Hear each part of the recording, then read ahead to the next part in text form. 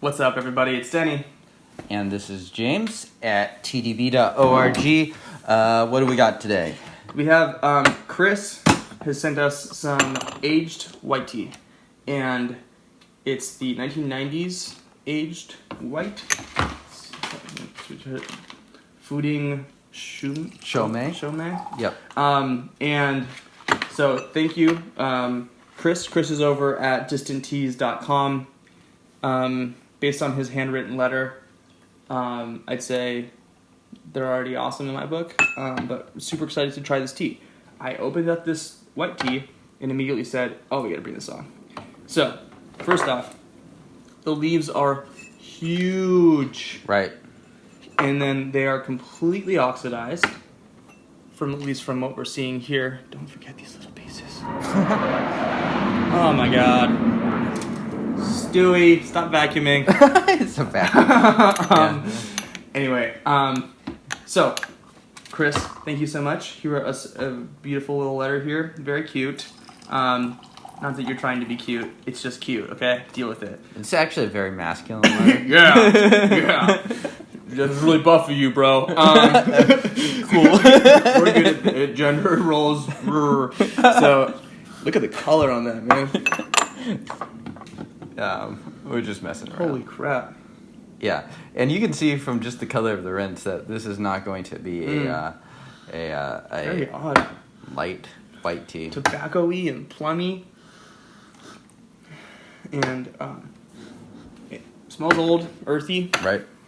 And I don't know if you guys picked up on it, but pretty clearly the tea is not compressed, so it was not put into a cake. So it'll just brew out a little bit differently as a result. Yep, absolutely. And in general, you'll be able to tell if something's been pressed just because it's going to all be uniform across one plane. So it's not going to go like this and then up. Right. It's going to just stay like flat. It might be in a different weird shape, and it might come out like lots of different flat pieces. But anyway. So apparently this is just one of the fudding whites. Fooding. Don't judge me. Yeah. Whites that Chris has had that's better than the rest, and I'm excited to try it. It smells awesome. I'm gonna give one more sniff in here too. I definitely smell the age. I'm not sure by smell alone I can tell that this would be a white tea. It smells more like a aged oolong to me. Yeah, I could see getting that but kind of stuff. Yeah. Let's give it a shot and see what it tastes. Definitely doesn't look like an aged oolong. That's true. Cheers. Cheers.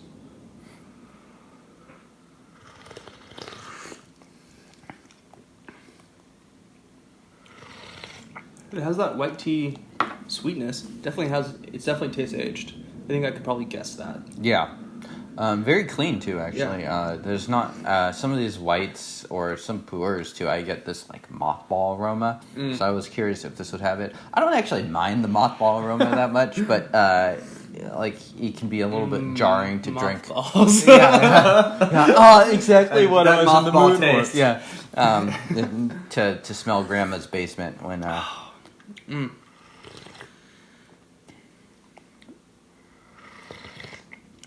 I mean, it tastes like a white tea. It's really smooth. Yeah. Very minerally.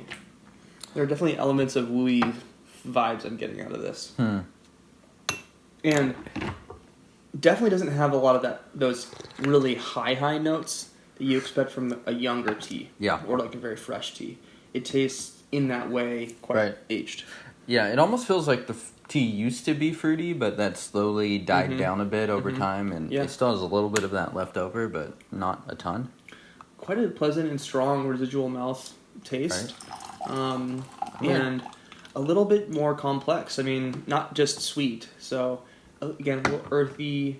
I don't want to say funky because that sounds a little bad, but just medicinal flavor and it's like Chinese medicine shop, kind of like, you know what I mean? And yeah, so definitely interesting and pleasant so far. Yeah. And these white teas, some of the leaves are extremely fluffy, so they can really fill up the gaiwan. Right. So only using 4.5 grams. Normally use about 5 grams of pu'er leaves in comparison. So difficult to overbrew, I would say. Getting more of that honeysuckle-y kind of sweetness out of this, but it's distant. It's like a faint hint of it. If I had to guess what I thought this was, I would probably guess something like an aged Louis.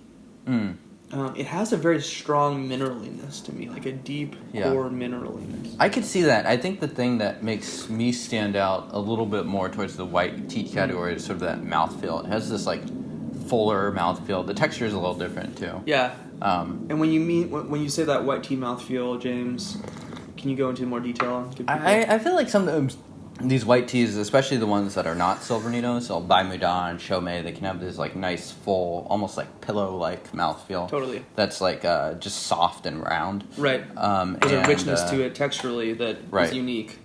And Wuis, I think, feel a little different than that. Yeah, it can be a little bit thinner. Yeah. But I agree with you there. I mean, yeah, texturally speaking, definitely. And now there's more of that honeysuckle sweetness, residual flavors. Again, kind of like whispers of these flavors. Helpful, of course, to know what we're drinking so we can talk about it in that context. Right. If we're a blind taste, we'd probably be like, Wooey, maybe? Yeah, I don't know. Yeah, or I mean, there are glimpses of a lot of different stuff. And James, in terms of your brewing parameters here, are you using boiling water? I am. Okay. I think, especially for these aged white teas, or even young Shoumei, you can really take the high heat. Right. And it doesn't seem like it's pushing back much, so I'm just going to hit it harder and harder until it tells me that it's too much. Totally, yeah. And so on the boil and letting these tea leaves hang out for a minute. Absolutely. Yeah. And especially with these white teas that are kind of more precious, they still are going to be a shorter living tea, and as a result, you do want to make sure to, especially when you can kind of detect that it might be losing it a little bit, make sure that next steeping is hit hard. Right. And so I would think that this tea, wow, beautiful color. Right. I mean, that's one huge difference between a white tea and this, or a young white and something like this. It's just the liqueur. With most aged teas at this age too, they become a nice auburn brown color, and this is no different. Yeah. Good residual mouth feel too, mouth flavor. Yeah, I'm really enjoying it. Cheers. Cheers.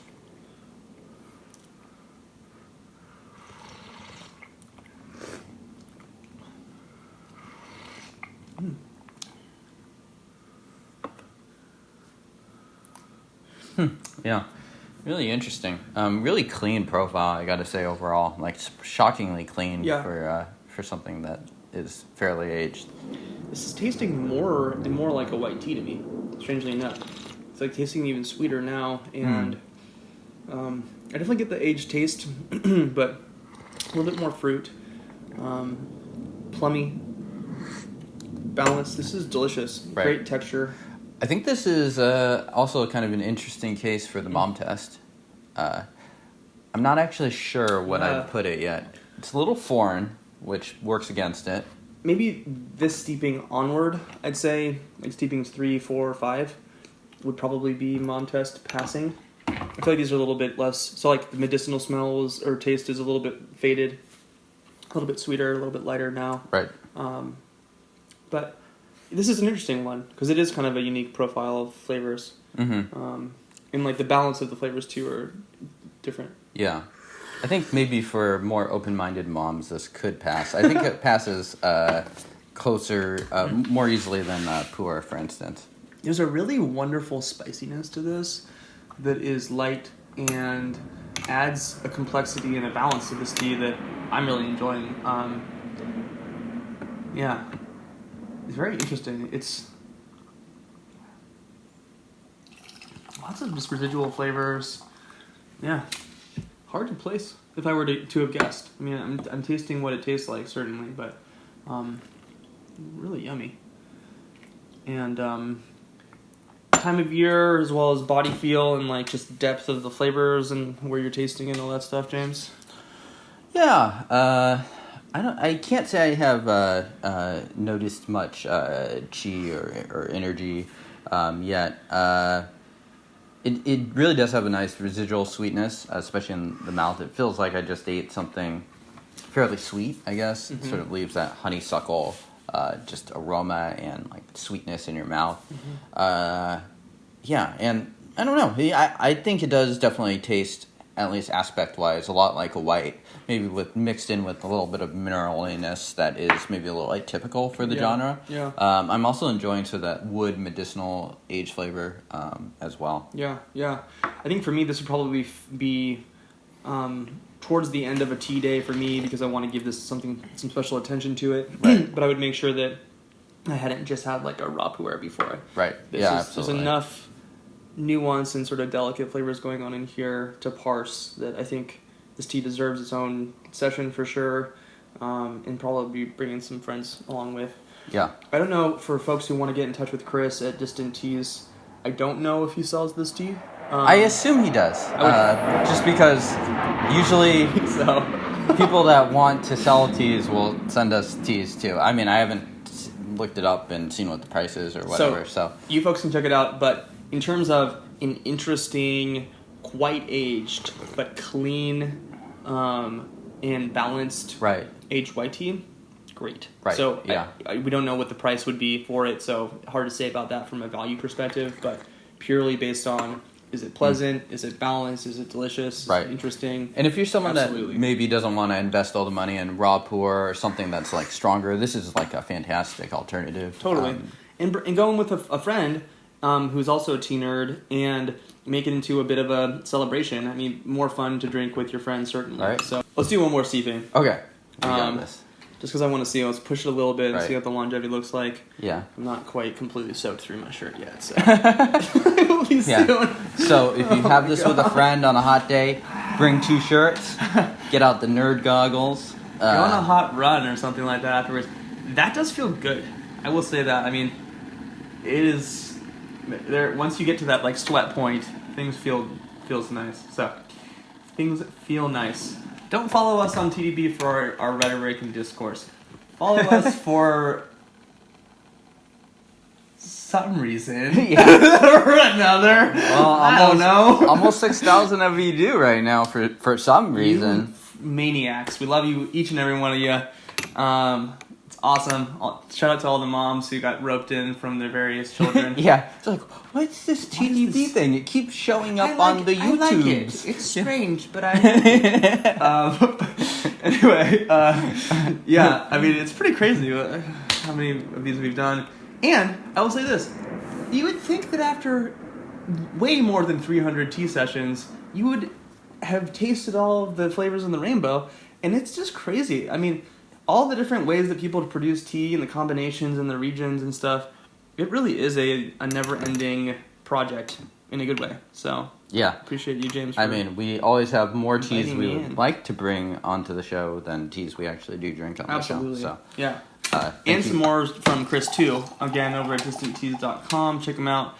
And everyone else, too, if you want to get in touch about sending us teas to bring onto the show, potentially. We're not affiliated with any vendors in any sort of financial way. We just try stuff and bring it on. Yep. Get in touch at tdborg@gmail.com to work on the logistics for that. But, yeah. Thanks again, Chris. This is awesome. We are not in the pocket of Big T. Was that like Nestle or something? Or Yeah, Nestle and Lipton. There's just like Big a little T. Lipton thing that pops up in the back. We're anti-establishment. Yeah. Yeah. You won't find us with any Lipton tea commercials in the near future. Yeah, unless they pay us enough. Right. Totally. That will sell out immediately. All right. Cheers, guys.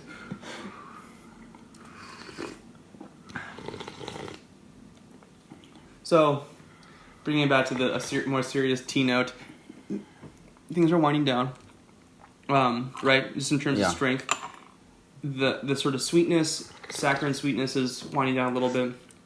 Still a good amount of that kind of like mineral, spicy, spicy rock, Utah, Southwest kind of flavor to it. Interesting. I get a a lot of this sort of like medicinal red date. I think I can finally sort of place that like fruit flavor that has been just sort of lingering throughout the session. Dates. Yeah. Great. Yeah, absolutely. Sweet, interesting, medicinal. It tastes aged. Yeah. An accessible way to try something that's unique and different. And if you do pick this tea up, I recommend you push it pretty hard. Use boiling. Yeah. I think I haven't personally not gotten any bitterness or astringency or anything like that. So if anything, you can push it even harder than I did. Yeah, absolutely. So again, distantteas.com. Thanks, Chris, so much for hooking us up. We're going to try your other teas too. James, if folks want to learn more about tea in general. Yeah, check us out at TeaDB.org. Hit the thumbs up button if you enjoyed the video. Subscribe if you like us. Subscribe if you hate watch us, because you know you're going to want some more. We got some great hate watching content coming up soon. That's totally a thing, isn't it? Oh my God, I hate them! TeaDB.org!